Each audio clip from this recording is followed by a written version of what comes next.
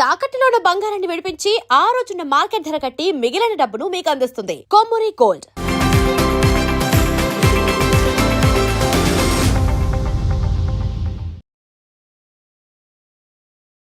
నమస్తే, నేను ముఖేష్. ఈరోజు మనతో పాటు ఉన్నారు దివ్య విశ్వశక్తి పరివార ప్రచారకులు స్వామి ఓం స్వరూప్ గురూజీ గారు. నమస్కారం గురువు గారు. శుభాశీషులు.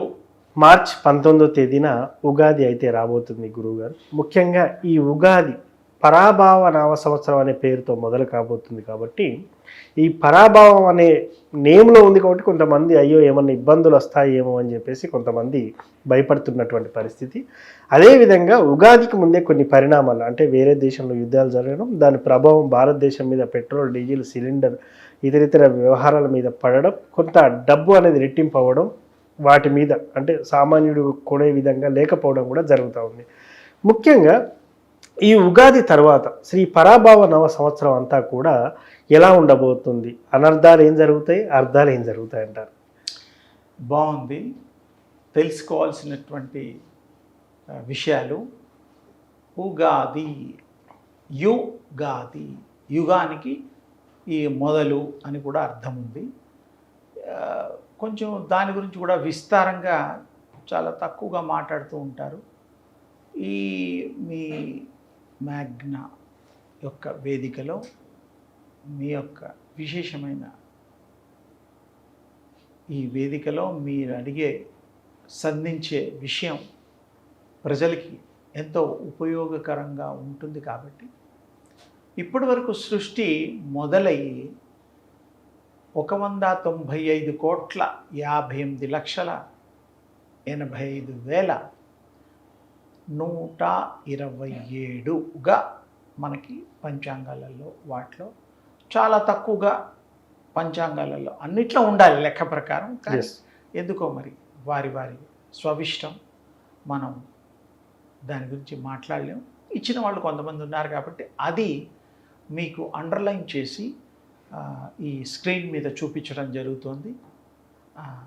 పరికించండి. అయితే ఇప్పుడు మీరు చూశారు కాబట్టి ఈ సృష్టి, ఈ ప్రస్తుతం మనం ఉన్న సృష్టికి 1-2 తక్కువ 200 కోట్ల సంవత్సరాల చరిత్ర కాలము ఉన్నది. ఇలాంటి 200 కోట్ల సంవత్సరాలు ఎన్నో గతంలో జరిగాయి.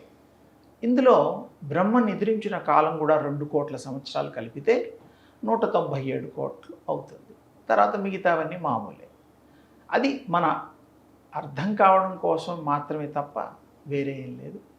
ఈ పరాభవ నామ సంవత్సరం యొక్క పేరులోనే చాలామంది ఇబ్బంది అవుతుందేమో అనేటువంటి సంశయము, సందేహము కలుగుతుంది. కాబట్టి నిజంగా కూడా కొంత కష్టతరమైన, ఇబ్బందికరమైన వాతావరణాలు ఉంటాయి.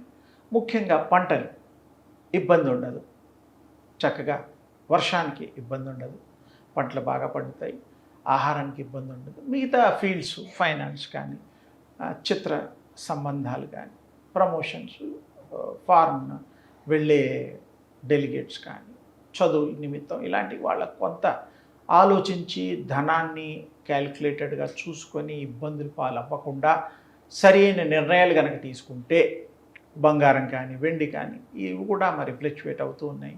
ఈ సంవత్సరంలో అది అలాగే గ్యాస్, పెట్రోల్ ఇత్యాది కూడా. కానీ ముఖ్యంగా ఈ గ్రహాల యొక్క ఫోర్స్ వలన మానవుల మీద కొంత ప్రభావం ఉంటుంది, పడుతుంది. కొన్ని ఇబ్బందుల పాలు అవ్వడానికి ఉంటుంది. అవన్నీ పోవడానికి ఇబ్బందుల్ని మనం మొత్తంగా ఇబ్బందుల్ని దూరం చేసుకునేటువంటిది దైవ నామస్మరణ ఒక్కటే.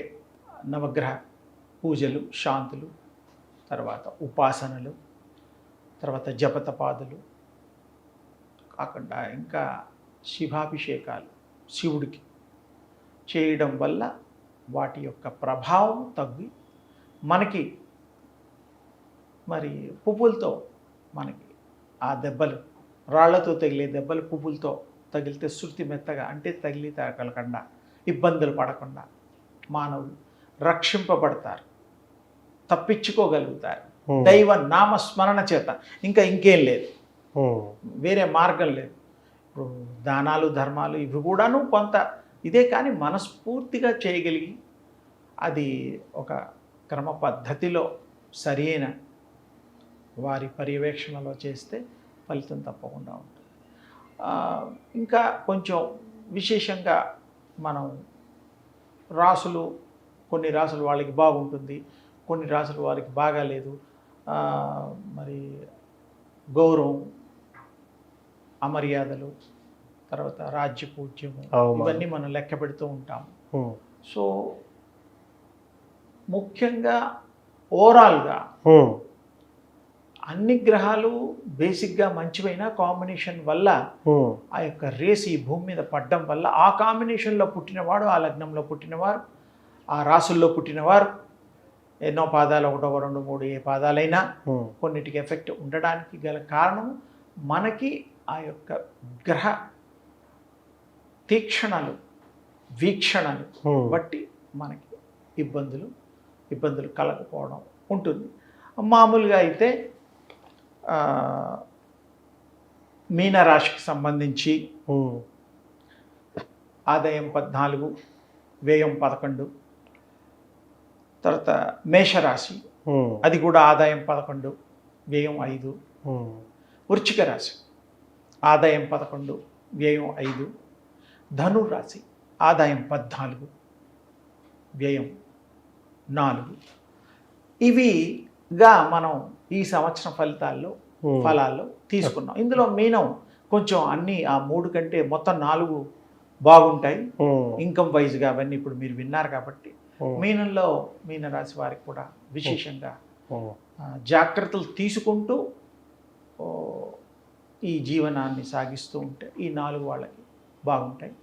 అది మిగతా వాళ్ళకి బాగా మరీ ఇబ్బందికరంగాని కాదు, కానీ జాగ్రత్తలు వహించాలి, yes, దోషాలు అలాంటివి లేకుండా చూసుకోవాలి, Hmm. అంతే. ఇంకా అంతకంటే వేరేం లేదు. ఏదైనా భగవన్ నామాన్ని మనం విస్మరించకుండా ఉమ్, ఎప్పుడు పఠిస్తూ ధ్యానిస్తూ ఆ భగవంతుడు యొక్క కృపని మనం పొందుతూ ఉన్నంత వరకు yes, ఎలక్ట్రిసిటీ అనుకో, ఎనర్జీ అనుకో, లేకపోతే మరి దివ్య శక్తి అనుగ్రహమే అనుకోండి, yes, ఆ భగవంతుడి లింకప్ అయినప్పుడు ఆయనే చూసుకుంటాడు. అవును, మనం ధర్మంగా ఉండాలి, ధర్మ పదంలో నడవాలి. మరి మనం చూడాల్సినవి చేయాల్సినవి చేసిన నాడు ఉమ్, భగవంతుడు ఎప్పుడు మన యందుండి నీడలాగా కాపాడుతాడు, ఆ తండ్రి జగన్మాత, yes, అందులో సందేహం లేదు.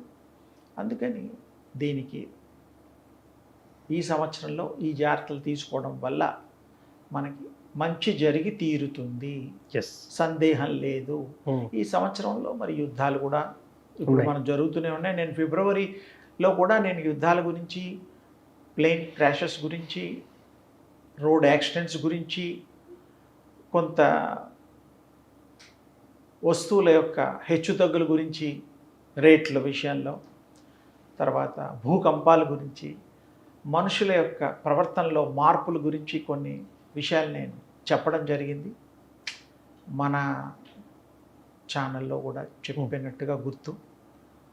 ఇది అదే ఇప్పుడు రిపీట్ అవుతోంది. ఇప్పుడు మళ్ళీ యుద్ధాలు జరుగుతూనే ఉన్నాయి. అవును, కానీ ఈ యుద్ధాల వల్ల కూడా కొంత నష్టం ఉన్నా ఉమ్, భారతదేశానికి కంపేరిటివ్లీ వేరే Yes. దేశాలతో పోలిస్తే ఉమ్, మనకి అంతగా యుద్ధం మనది డైరెక్ట్ కాదు కాబట్టి అవును, మనం డైరెక్ట్గా ఇన్వాల్వ్మెంట్ లేము.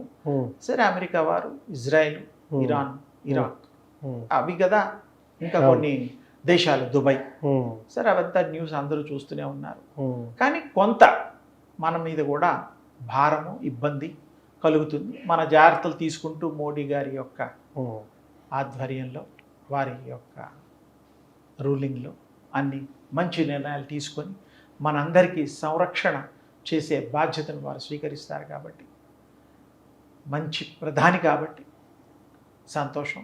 భారతీయులందరూ కూడా ఆనందంగా, ఐశ్వర్యంగా, ఆరోగ్యంగా ఉందరుగాక.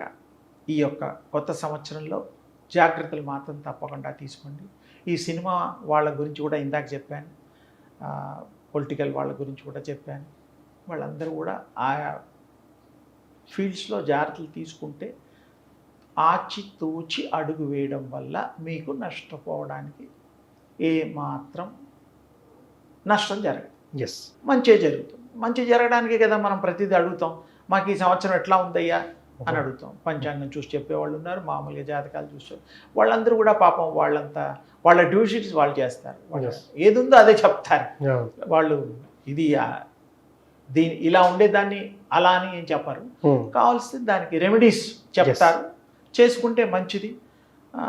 ఈజీగా మనకి అవి ప్రాబ్లం లేకుండా ప్రాబ్లం సాల్వ్ అవుతూ సుఖవంత జీవితానికి, మయ జీవితానికి మనకి ఎంతో ఉపకరిస్తుంది. మనకి అలాంటి గురుతుల్యులు, అలాంటి భగవత్స్వరూపులు, దేవతామూర్తులు మన భారతదేశాన్ని సదా రక్షిస్తూ ఉంటారు. కాబట్టి మనమంతా వాళ్ళ పిల్లలం కాబట్టి ఆ తండ్రిని నమ్ముకొని, ఆ తల్లుల్ని నమ్ముకొని మనం మన మీద నమ్మకంతో, విశ్వాసంతో ఈ యొక్క సంవత్సరం అంతా కూడా ప్రయాణం చేద్దాం, మంచి జీవితాన్ని అనుభవిద్దాం, పిల్లాపాపలతో సుఖ సంతోషాలతో ఉందాం. ఎల్లవేళలా భగవంతుడి యొక్క కృప కోరుతూ ఈ జీవనాన్ని సాగిద్దాం. మీ అందరికీ శుభమస్తు. ధన్యవాదాలు గురువు గారు. ఉగాది తర్వాత ఎలా ఉండబోతుందని చాలా చక్కగా తెలియజేశారు. ధన్యవాదాలు.